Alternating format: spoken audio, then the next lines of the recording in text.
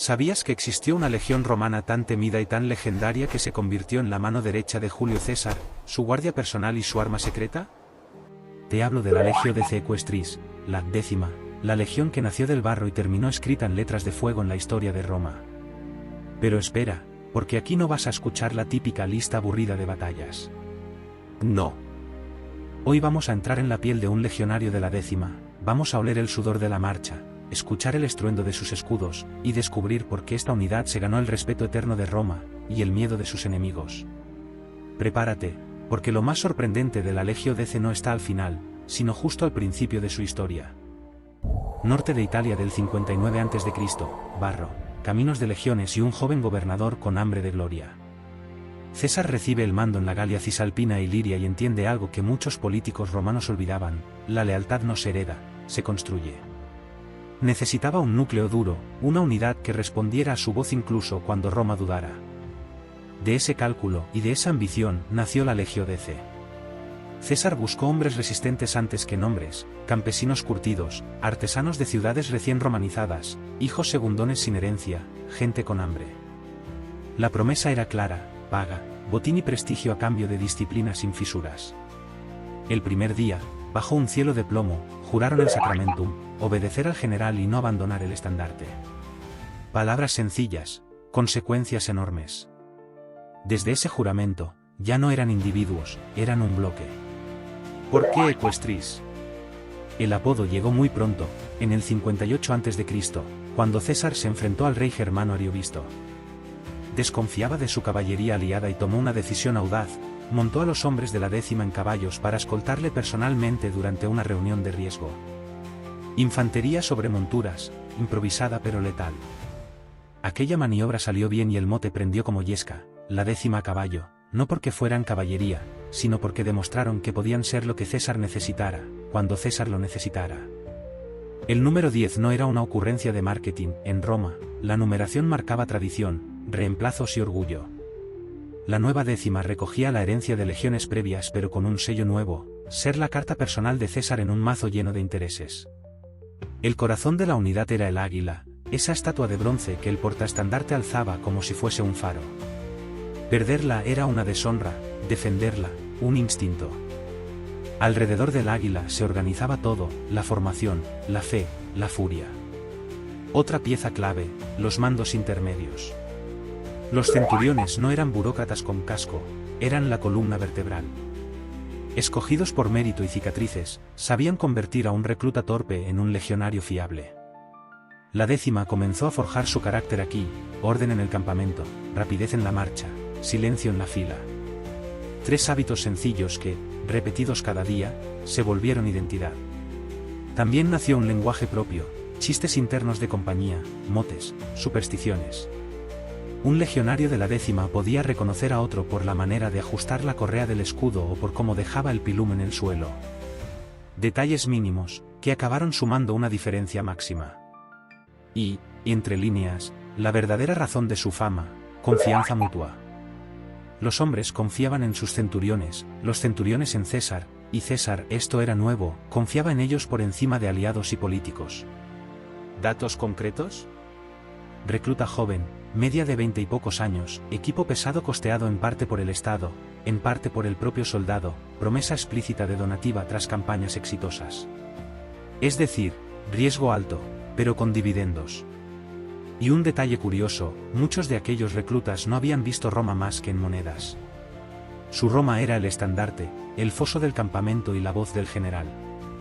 Así, en apenas unos meses, la 10ª pasó de lista de nombres a comunidad disciplinada con un sobrenombre que contaba una hazaña.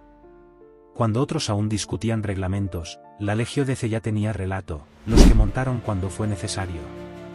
Ese tipo de historia corre de boca en boca más rápido que cualquier proclama del Senado. La leyenda, sin embargo, no se sostiene solo con un nacimiento brillante. Necesita temple.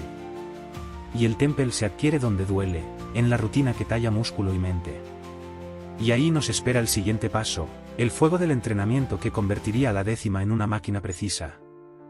Si el nacimiento de la 10ª fue un acto de política y audacia, su verdadero bautismo se dio en el sudor, el dolor y la repetición incansable.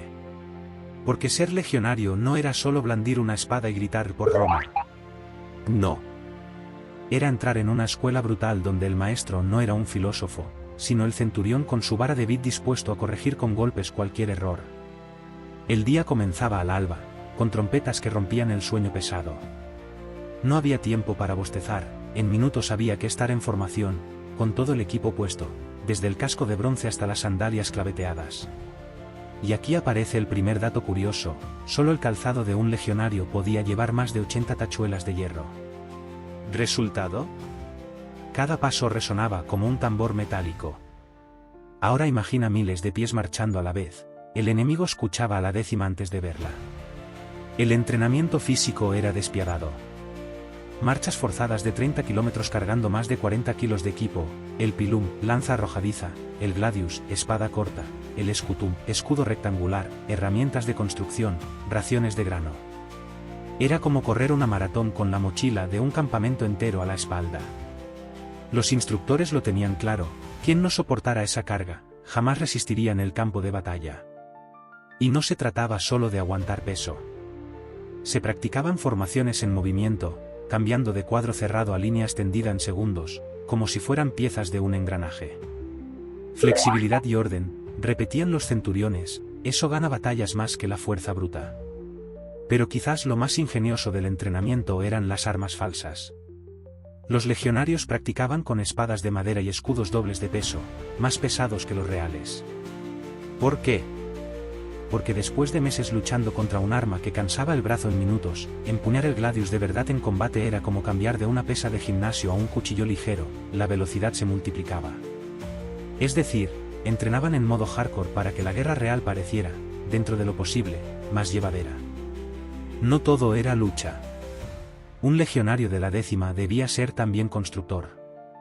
Cada noche, después de la marcha, se levantaba un campamento fortificado, foso, empalizada y torres improvisadas.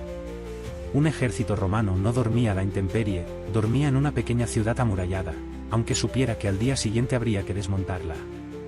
El entrenamiento incluía levantar y derribar estos campamentos una y otra vez, hasta que hacerlo se volviera tan natural como respirar. El detalle más sorprendente es la disciplina psicológica. Se entrenaban no solo los músculos, sino la mente. El silencio en las marchas era norma, la obediencia inmediata era ley.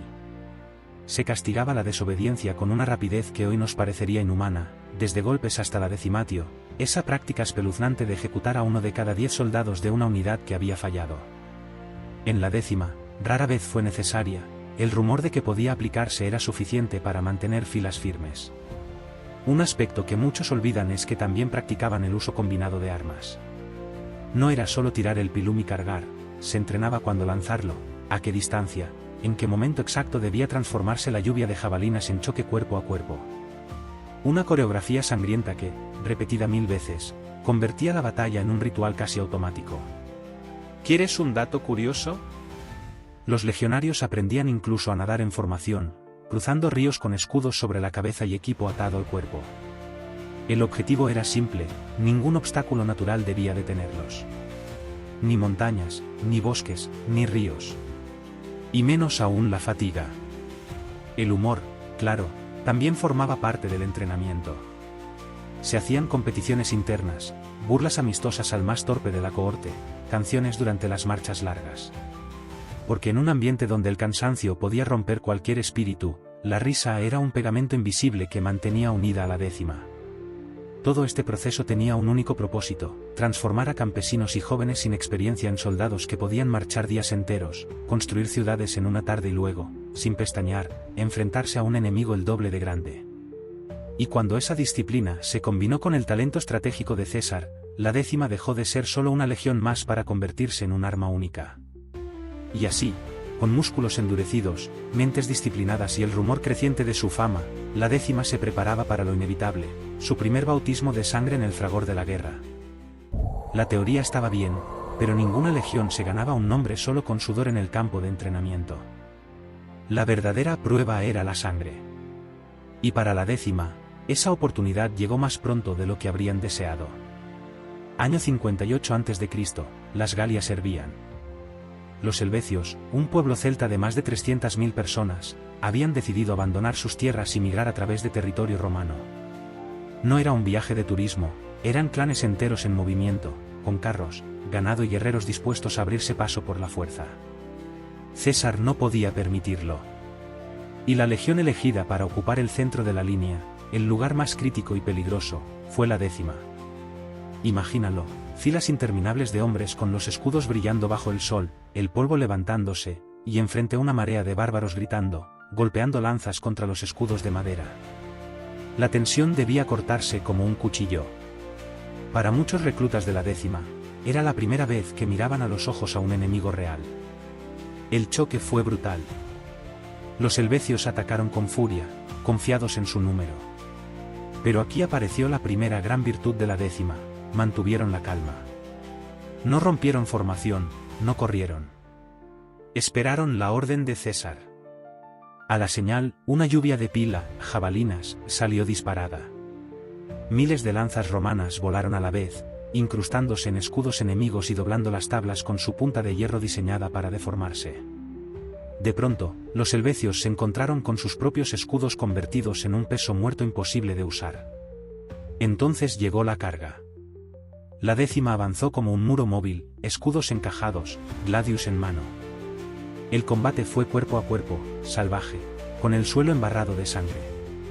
Pero mientras los celtas luchaban cada uno por sí mismo, los hombres de la 10ª lo hacían como un bloque. Y esa fue la diferencia, el caos contra el orden. César, según cuenta la tradición, no se mantuvo en la retaguardia, se colocó junto a la 10ª en la primera línea. Era un gesto calculado, pero efectivo. Ver al general luchar codo con codo encendió a los soldados. Y desde ese día, se creó un vínculo casi místico entre la legión y su líder. Si César estaba allí, la 10ª no podía fallar. La batalla terminó con victoria romana, pero lo más importante fue la reputación naciente de la 10ª. Los propios enemigos empezaron a identificarla, esa legión que no cede, que avanza como una roca. Y pronto esa fama se multiplicó en las siguientes campañas. Porque el bautismo de sangre de la 10ª no se limitó a los helvecios. Apenas meses después, enfrentaron a los suevos, tribus germánicas temidas por toda Europa. Estos no eran campesinos con lanzas, eran gigantes, descritos por los romanos como de estatura imponente y ferocidad indomable. El choque cultural era enorme, frente a ellos, los legionarios parecían más bajos y ligeros. Pero lo que la 10ª perdió en tamaño, lo compensó con precisión quirúrgica. Formaciones compactas, disciplina absoluta y el entrenamiento de hierro hicieron que, una vez más, prevalecieran. Un detalle curioso es que César utilizó a la 10ª en reuniones diplomáticas de riesgo, como la que tuvo con Ariovisto, el rey germano. No confiaba en escoltas extranjeras, así que eligió a la 10ª para que lo protegiera.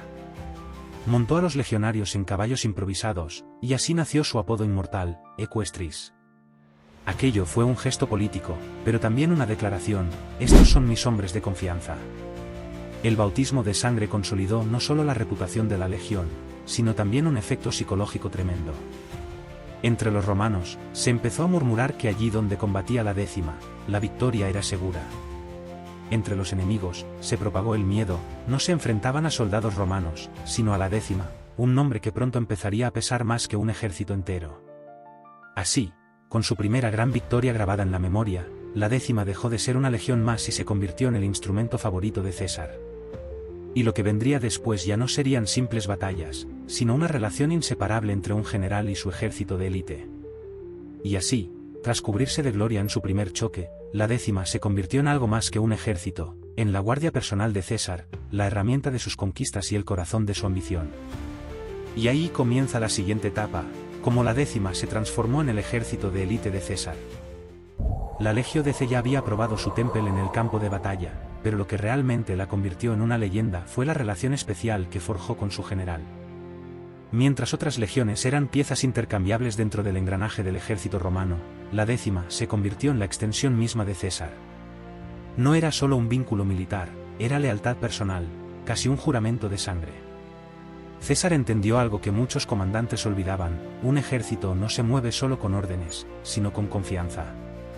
Y la 10ª confiaba en él porque César no los trataba como carne desechable, sino como la vanguardia de su ambición. Los ponía en los puestos de mayor honor, compartía con ellos las recompensas más jugosas e incluso se permitía bromear con sus legionarios, algo impensable para otros generales de su tiempo. En las guerras de las Galias, esta relación se consolidó. Una y otra vez, cuando César necesitaba una acción decisiva, el asalto a una muralla imposible, la defensa de un puente contra miles de enemigos, el avance en terreno hostil, la 10ª era la primera en ser llamada. Para los hombres, esto era un orgullo y una carga. Sabían que estar en la 10ª era tener más posibilidades de gloria, pero también de morir antes que los demás. Un ejemplo brillante fue el asedio de Alesia en el 52 a.C., contra Vercingetorix. César ordenó construir una muralla gigantesca alrededor de toda la ciudad, y al mismo tiempo otra hacia afuera para defenderse de los refuerzos galos. Una obra titánica que parecía imposible. ¿Quién estaba en las secciones más críticas de aquella doble línea fortificada? La 10ª. Su disciplina en la construcción y su fiereza en la defensa permitieron que el cerco se mantuviera. Y gracias a esa victoria, César consolidó su control absoluto sobre la Galia. Pero el vínculo no se medía solo en batallas. Había un aspecto simbólico. Cuando César organizaba desfiles triunfales o arengas antes de la lucha, colocaba siempre a la 10ª en un lugar visible. La usaba como carta de presentación, como un sello de garantía de que su ejército era imbatible. Era, en términos modernos, su marca personal. El paso más decisivo llegó en el 49 a.C., cuando César cruzó el río Rubicón desafiando al Senado romano y lanzando la guerra civil contra Pompeyo. En ese momento de incertidumbre, cuando otros generales habrían dudado o esperado a ver hacia dónde soplaba el viento político, la 10ª no vaciló. Marchó tras él sin titubear. Era como si el juramento inicial de la legión se hubiera transformado en un pacto más fuerte que cualquier ley. En la guerra civil, la 10ª se convirtió en la punta de lanza.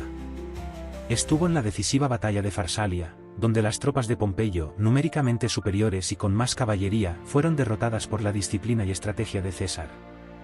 Y nuevamente, en el momento más crítico de la batalla, César colocó a la 10ª en el centro de su línea. Allí se sostuvo el combate y allí se decidió el destino de Roma.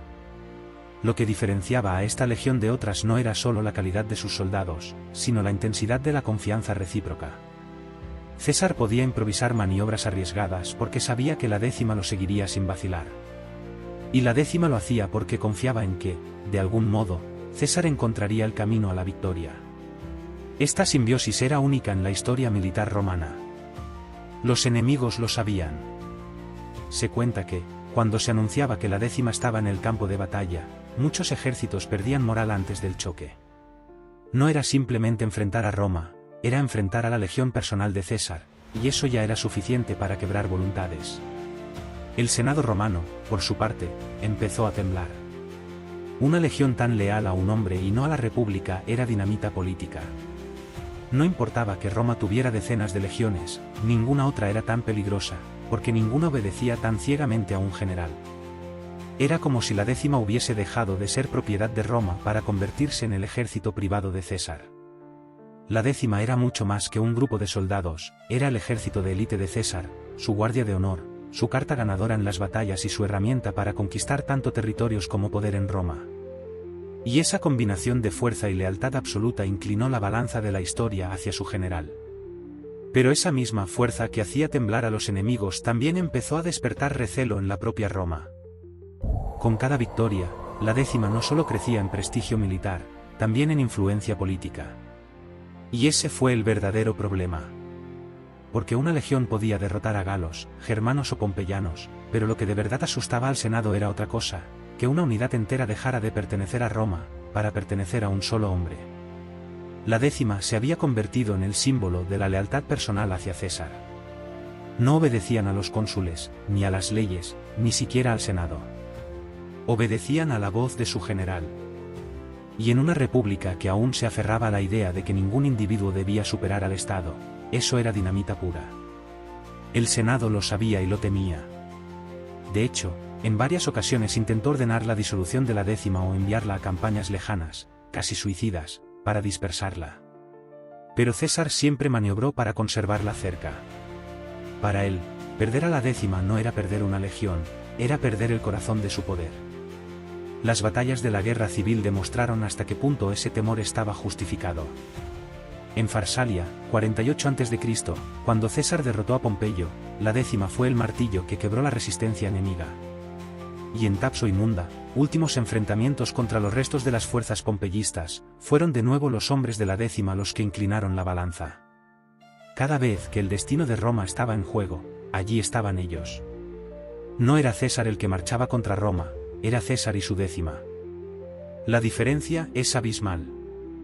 Ver al general acompañado por la legión que jamás lo abandonaba enviaba un mensaje inequívoco: no era un político solitario desafiando al Senado, era un líder respaldado por una maquinaria de guerra que había demostrado ser invencible. Ese poder generaba admiración en sus aliados, pero terror en sus adversarios. La 10ª era como una espada desenvainada que César mantenía siempre a la vista. Nadie en Roma podía ignorar su existencia. Y aunque César hablase de clemencia y perdón hacia sus enemigos, todos sabían que detrás de sus palabras se alzaba la sombra de la 10ª, lista para ejecutar su voluntad. Un detalle llamativo es cómo incluso los propios romanos comunes veían a la 10ª. Para el pueblo, eran héroes, los que habían dado gloria a Roma, los compañeros inseparables de César, los vencedores de los bárbaros. Pero para la aristocracia senatorial, eran un recordatorio constante de que el equilibrio republicano estaba roto. Era imposible competir políticamente con alguien que tenía a su disposición una legión tan devota. Ese temor no se apagó ni siquiera después de la victoria final. Al contrario, creció. César había acumulado tanto poder que fue nombrado dictador vitalicio. Y aunque el Senado aún se reunía y votaba, todos sabían que la verdadera autoridad residía en el hombre que tenía detrás a la 10ª. El miedo se convirtió en resentimiento, y el resentimiento en conspiración. Lo irónico es que la misma legión que había elevado a César hasta la cúspide fue también una de las causas de su caída. Los senadores conjurados en los idus de marzo del 44 a.C. no solo temían al dictador, temían al hombre que había demostrado cómo una sola legión leal podía doblegar a toda la república. La 10ª, tras la muerte de su general, quedó sin su faro. Y lo que siguió fue una etapa de confusión, divisiones y uso político de la legión por los sucesores de César. Pero esa es otra historia, la de un ocaso inevitable. Porque, al igual que todo poder absoluto, la 10ª no estaba destinada a durar para siempre. La grandeza tiene un sonido inconfundible, y también su silencio. Tras los idus de marzo del 44 a.C., cuando el acero cayó sobre César, la 10ª se quedó sin su norte. Una legión hecha a la medida de un hombre de pronto hubo de vivir sin él. ¿Qué queda de un ejército cuando desaparece la voz a la que juró obediencia? El final administrativo llegó antes del final emocional. En el 45 a.C. César había licenciado a la Legio X, premiando a sus veteranos con tierras en la Galia narbonense, granjas, viñas, un porvenir que olía a pan horneado y no a cuero mojado. Pero la paz fue breve. En el invierno del 44 a 43 a.C., con Roma en guerra contra los asesinos del dictador, Lépido reconstituyó la 10ª y la puso al servicio del segundo triunvirato. Combatió hasta Filipos, 42 a.C. y, ya entonces, algunas inscripciones la llaman Veneria, consagrada a Venus, el sello mítico de la casa de Julio. Muchos veteranos fueron asentados cerca de Cremona. El nombre seguía, pero la biografía ya era otra. La siguiente etapa tuvo un sabor agridulce. La 10ª siguió a Marco Antonio hacia Oriente, participó en su malograda campaña contra los partos, y cuando llegó el choque final en Actium, 31 a.C., luchó en el bando perdedor. Derrotado Antonio, la legión pasó al ejército de Octaviano, hubo nuevos asentamientos de veteranos, patras entre ellos y, lo más duro para el orgullo, una rebelión bajo Augusto terminó con el desmantelamiento del cuerpo, la pérdida del título equestris y la refundición de sus efectivos con hombres de otras unidades. El resultado fue una criatura nueva, la Legio Decemina, la 10ª gemela. El sobrenombre lo decía todo, ya no eran los de César, sino una mezcla, un eco disciplinado del pasado. Ese cambio de piel no fue solo nominal. La 10ª gemina empezó su servicio imperial como legión de frontera y pacificación, lejos de los viejos escenarios de gloria personal. Petagonium, Hispania Tarraconensis, la vio llegar para las campañas cántabras. Décadas después, sus destinos la llevarían a Carnunto en Panonia y al frío húmedo del Rin, en torno a Nimega, apagando revueltas, guardando calzadas, construyendo fortalezas. Era la vida larga y gris de las legiones del imperio, menos relámpagos, más rutina, menos epopeya, más estado. ¿Fue esto una muerte o una metamorfosis? Para muchos veteranos, el golpe fue simbólico. Perder Equestris era perder un relato, el día en que montaron a caballo por orden de César y ganaron un apodo que olía a audacia. Ser Gémina significaba otra cosa: fusión, administración, continuidad sin rostro. La décima había pasado de ser el filo personal de un general a una pieza fiable del engranaje imperial. Útil, sí. Única, ya no. También cambió el tipo de gloria. Donde antes había discursos encendidos y apuestas temerarias, ahora había tablillas de órdenes, rotaciones de campamento y salarios puntuales. El imperio recompensaba la obediencia tranquila, la romantización de la legión de César dio paso a la eficacia del ejército de Augusto. Es la paradoja del éxito, lo que la décima ayudó a crear un poder central estable, es lo que terminó disolviendo su carisma en la maquinaria estatal. Y, sin embargo, el nombre siguió pesando. Allá donde la DC Gémina acampaba, los veteranos aún contaban historias al calor del fuego: Helvecia, Sabis, Alesia, cuentos de juventud que olían a humo y cuero. La historia tenía ya dos capas, una memoria heroica y una biografía administrativa. Ambas verdaderas, ambas necesarias para entender por qué su sombra aún se proyecta tan larga sobre Roma. El ocaso de la décima no fue una derrota en el campo de batalla, fue un traslado al tiempo largo, del fulgor a la durabilidad, del mito al registro. Y quizá por eso su legado emociona, porque nos recuerda que hasta las unidades más temibles acaban convirtiéndose en instituciones, y luego en recuerdo. Y ahora que hemos seguido a la décima desde su brillo hasta su desvanecerse, queda la pregunta esencial: ¿qué nos deja hoy su historia? La historia de la Legio DC Equestris no es solo la historia de una legión, es la historia de cómo la lealtad de un grupo de hombres cambió el rumbo de un imperio. Y si lo piensas bien, no estamos tan lejos. Hoy seguimos viendo cómo grupos unidos, fieles a una causa o a una persona, pueden inclinar la balanza del poder. Así que la próxima vez que escuches hablar de Julio César, recuerda que detrás de su figura estaba siempre la sombra de la décima. Si te ha intrigado esta historia y quieres descubrir más secretos de Roma contados de forma diferente, no te pierdas nuestros otros vídeos del canal. Te prometo que la historia jamás volverá a parecerte aburrida.